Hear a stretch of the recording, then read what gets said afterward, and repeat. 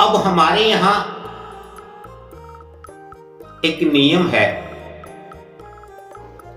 और ये आवश्यक भी है। यदि किसी से भी, किसी अध्यापक से, किसी शिक्षक से, किसी विद्वान से, किसी ज्ञानी ध्यानी से कोई शिक्षा ग्रहण की जाए,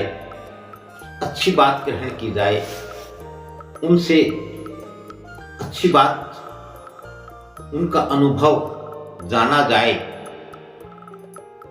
जो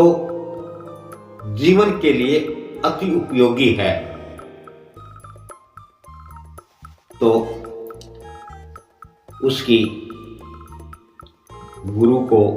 शिक्षक को, अध्यापक को दक्षिणा देनी होती है। क्योंकि इस संसार में परमात्मा का, प्रकृति का एक अटल अटूट विधान है कि यहां कुछ भी मुफ्त नहीं दिया जाता, नहीं लिया जाता। इसलिए तीनों ही अपने स्तर पर सोचते हैं, जब हमारी शिक्षा पूर्ण हो गई है तो क्यों ना अब हमें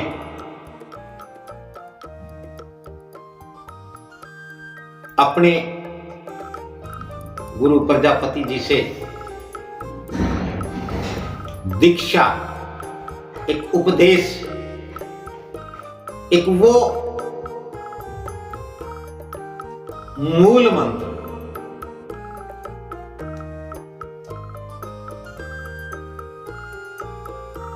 ग्रहण किया जाए, प्राप्त किया जाए और इसके बदले में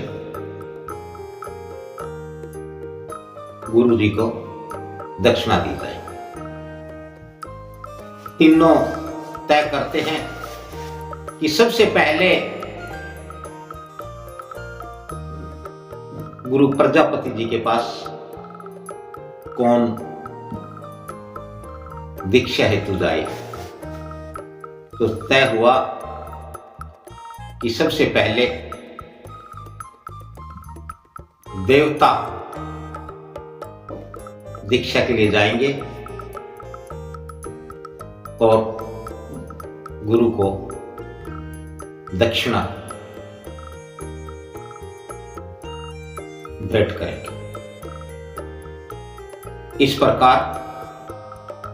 सबसे पहले देवता गुरु प्रजापति जी के पास जाते हैं, उनको दंडवत प्रणाम करते हैं और कहते हैं कि हे गुरु प्रजापति जी,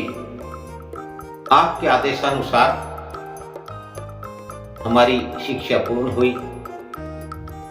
हम आपको दक्षिणा देने आपसे दीक्षा लेने आए, तो आप हमें दीक्षा दीजिए। गुरु प्रजापति जी ने देवों से केवल एक शब्द, एक अक्षर कहा, दया, और सिर्फ दया बोल करके गुरु प्रजापति जी चुप हो गए, शांत हो गए।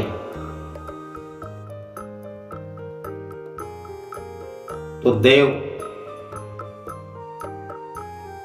जो सभी देव वहां उपस्थित थे, जिन्होंने सभी ने शिक्षा प्रजापति जी से ली और दीक्षा के रूप में उन्होंने यह 10 शब्द पाया, तो सभी एक दूसरे का मुंह देखने लगे, एक दूसरे की ओर ताकने लगे ये जानने का प्रयास करने लगे कि किस किस को इस दया का अर्थ, इसका मतलब, इसका रहस्य मालूम हुआ है, और वह सारे देव इस पर विचार करने के लिए बैठ गए। उन सभी देवों ने निष्कर्ष निकाला कि हम सभी देवलोक के वासी, हम सभी देवता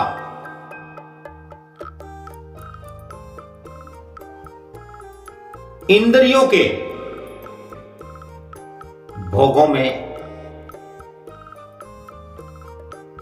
विषय वासनाओं में, सुख सुविधाओं में धंसे और फंसे हुए हैं।